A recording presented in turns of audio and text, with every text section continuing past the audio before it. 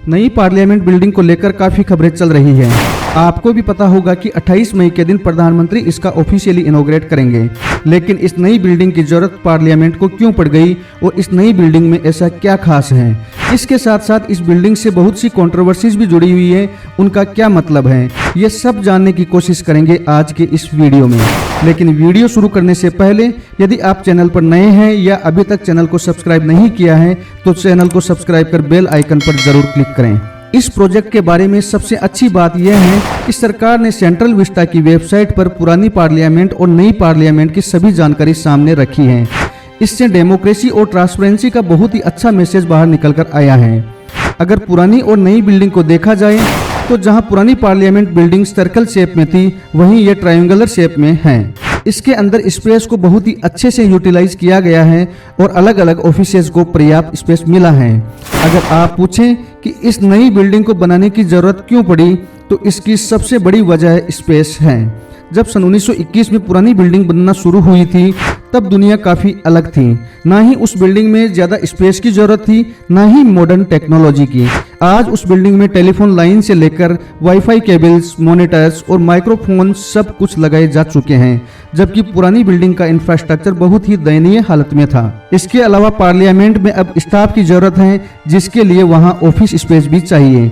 कम space के कारण वहां पर काम कर रहे स्टेनोग्राफर से लेकर आईटी डिपार्टमेंट के लोगों को काफी प्रॉब्लम्स आती थी और नेताओं की सीटिंग भी काफी नैरो थी। इन सभी प्रैक्टिकल समस्याओं के साथ साथ सेफ्टी कंसर्न्स भी पुरानी बिल्डिंग के साथ था, और वो ये था कि पुरानी बिल्डिंग भूकंप या अन्य प्राकृतिक आपदाओं से जूझने के लिए तैयार नहीं थी। जब पुरानी पार्लियामेंट बिल्डिंग बनकर तैयार हुई थी तब दिल्ली सेस्मिक जोन 2 में हुआ करती थी, लेकिन अब दिल्ली सेस्मिक जोन 4 में है। अब आते हैं दोस्तों इस नई पार्लियामेंट की तरफ। सबसे पहले तो हमें याद रखना होगा कि पुरानी पार्लियामेंट बिल्डिंग का इस्तेमाल अन्य कामों के लिए किया जाएगा और दोनों बिल्डिंग सब काम साथ मिलकर करेंगी। मुमकिन है कि आने वाले कुछ समय में पुरानी पार्लियामेंट को किसी म्यूजियम की शक्ल दे दी जाएगी, लेकिन अभी के लिए ये फिलहाल फंक्शनल नहीं है। नई पार्लियामेंट की बात करें तो इसमें लोकसभा का चैम्बर काफी बड़ा है और इसके हॉल में करीब 888 लोग बैठाए जा सकते हैं। इसके साथ साथ राज्यसभा की कैपेसिटी को भी बढ़ाकर 384 कर दिया गया है। अगर कभी दोनों के ज्वाइंट सेशन को बुलाने की बात आती है तो लोकसभा के हॉल में 1272 लोगों के बैठने की व्यवस्था की जा सकती है। इस लोकसभा को पिछली लोकसभा से 3 गुना बड़ा माना गया है और इसका डिजाइन पीकॉक थीम पर रखा गया है। जी हाँ, राज्यसभा की बात करें तो जैसा आपको बताया इसमें 384 सीट्स की कैपेसिटी है और इसकी डिजाइन को लोटस की थीम पर बनाया गया है। इसके साथ साथ यहाँ के ऑफिसेज भी लेटेस्ट टेक्नोलॉजी से ऑक्यूपाइड हैं और वाईफाई कनेक्शंस और अन्य सभी डिवाइसेज को अंदर डिजाइन में ही शामिल किया गया है। पार्लियामेंट में जो कमेटीज बनती हैं उनसे मिलने के लिए भी बड़े कमेटीज रूम बनाए गए हैं। साथ ही वहां के ऑडियो विजुअल्स डिवाइसेज को भी बेहतर किया गया है। पार्लियामेंट के अंदर ही लाइब्रेरी को बनाने पर खास ध्यान दिया गया है, जिससे पार्लियामेंट के अंदर बुक्स और लाइब्रेरी से संबंधित अन्य चीजों को मैनेज करना इजी हो जाए। इन सब के साथ साथ इस पार्लियामेंट को एनर्जी एफिशिएंट भी बनाया गया है। यहाँ पर किसी भी तरह की सर्विसेज को एक्सेस करना बहुत ही इजी है। सेंट्रल विस्टा की ऑफिशियल वेबसाइट के मुताबिक इस पूरे प्रोजेक्ट में 23,04,095 घंटे का एम्प्लॉयमेंट जनरेट हुआ है और इसको बनाने में सेफ्टी स्टैंडर्ड का विशेष ध्यान रखा गया है। लेकिन फिलहाल अब आते हैं इस बिल्डिंग से जुड़ी कंट्रोवर्सीज पर, क्योंकि ये थमने का नाम ही नहीं ले रही हैं।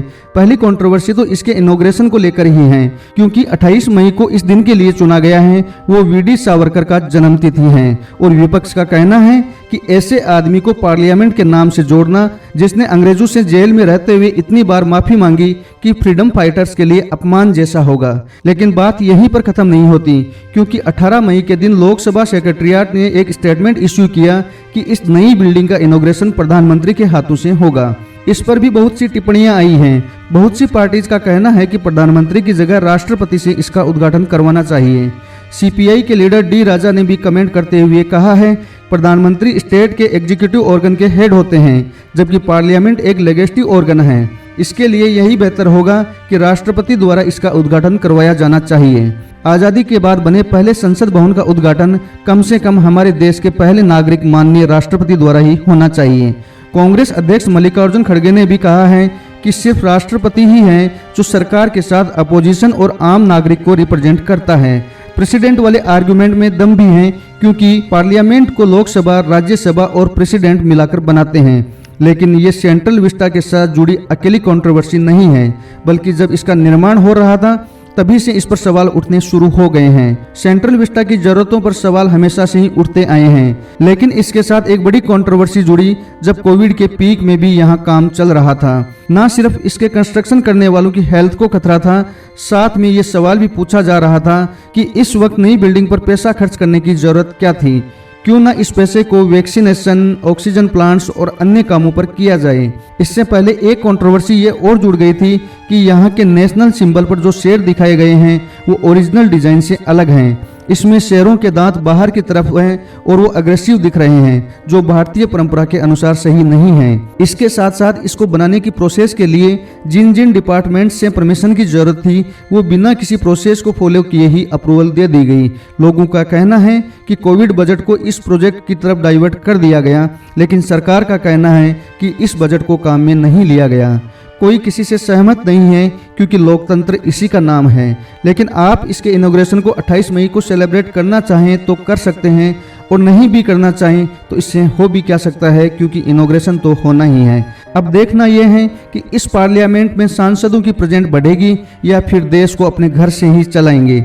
नई पार्लियामेंट बिल्डिंग का इनॉग्रेशन, लेकिन विपक्ष को साथ नहीं, सरकार को इस परंपरा को थोड़ा बदलना चाहिए। आपको न्यू पार्लियामेंट बिल्डिंग पर कंट्रोवर्सी का ये वीडियो कैसा लगा, कमेंट बॉक्स में कमेंट कर जरूर बताएं और वीडियो को अपने दोस्तों के साथ शेयर करना ना भूलें। धन्यवाद।